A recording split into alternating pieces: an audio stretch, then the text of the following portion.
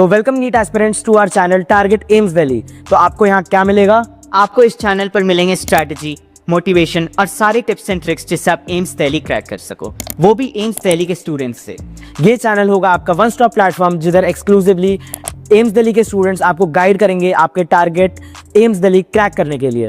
तो जल्दी से सब्सक्राइब कीजिए ये channel. So hello everyone, I am Krish Agrawal, a second year MBBS student at AIIMS New Delhi. I scored AIR 24 in NEET 2024 and currently I am a mentor at Aditya Joshi Mentorship. आपको बताऊंगा कि AIIMS Delhi students कैसे NCERT पढ़ते हैं।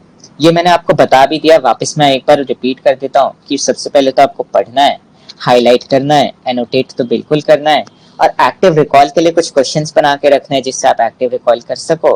और last में जाके MCQ तो सॉल्व करना ही है। एमसीक्यू में जनरल एमसीक्यूज भी और पीवाईक्यूज तो मेन है ही।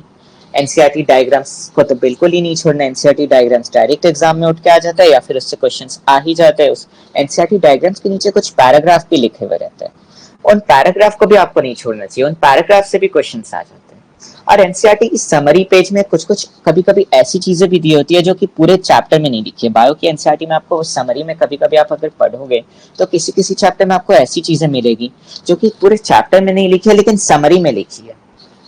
तो ये चीज भी आपको कभी समरी को भी इग्नोर नहीं करना है। एंड आप देखते हो कि एक यूनिट के पहले, बायो में जो यूनिट होता है उसके पहले ओवरव्यू पेज आता है। ओवरव्यू पेज को भी आपको नहीं छोड़ना है, एनसीईआरटी पूरी की पूरी पढ़नी है। ओवरव्यू पेज से भी क्वेश्चन आ जाता है। अगर आपको पता होगा तो नीट 2025 में एक रिडक्शनिस्ट बायोलॉजिस्ट वाला क्वेश्चन आया था सेल वाले चैप्टर से। वो सेल के चैप्टर में कहीं नहीं लिखा है, वो लिखा है उसके ओवरव्यू वाले पेज में। तो आपको ओवरव्यू वाला पेज भी नहीं छोड़ना है, ये भी बहुत ज्यादा इंपॉर्टेंट होता है। क्वेश्चन एनसीईआरटी में कहीं से भी आ सकता है। एनटी आपको ये स्पेसिफाई नहीं कर रहा है कि एनसीईआरटी में हम सिर्फ वो जो कंटेंट मेन दिया हुआ है उसी से देंगे, समरी से नहीं देंगे। क्वेश्चन जो दिए हुए पीछे उससे हम आपको क्वेश्चंस बना के नहीं दे सकते या ओवरव्यू से नहीं दे सकते। वो क्वेश्चन कहीं से भी दे सकते हैं, उनका जहां से मन करेगा वो क्वेश्चन देंगे। आपको एनसीईआरटी आप डायग्राम जब भी देखते हो तो आपको कोशिश करना है कि आप रीड्रॉ कर सको, खास करके 12th में, क्योंकि आप 12th के बोर्ड्स में आपको 12th का बोर्ड्स भी देना है। तो अगर आप 12th का बोर्ड से डायग्राम्स पे बनाने आएंगे तो एक साथ आपका नीट का भी प्रिपरेशन हो रहा है, आप रीड्रॉ करोगे और लेबलिंग करोगे तो, और साथ में आपका 12th बोर्ड्स का भी रिवीजन हो रहा है कि आपने डायग्राम बनाना सीख लिया और उसको लेबल क्या क्या करना है उसमें वो भी सीख लिया। और फिर आपको क्रॉस रेफरिंग तो करना ही है एनसीईआरटी लाइंस का पीवाईक्यू के साथ। जैसे कि मैंने बताया कि पीवाईक्यू आपको पहले पढ़ना है, एनसीईआरटी की लाइंस बाद में, ताकि आपको पता चल सके कि कौन से लाइन से पीवाईक्यूज बन रहे हैं और आप वो चीज अच्छे से पढ़ो। कलर कोडिंग वाला चीज भी मैंने आपको बता ही दिया है। उसके बाद आप, ऐसा भी बहुत लोग होता है कि बहुत लोग ऐसा करते हैं एक दिन में पूरा का पूरा एक यूनिट खत्म करना उनको 100 पेज का, तो ये बहुत गलत बात है।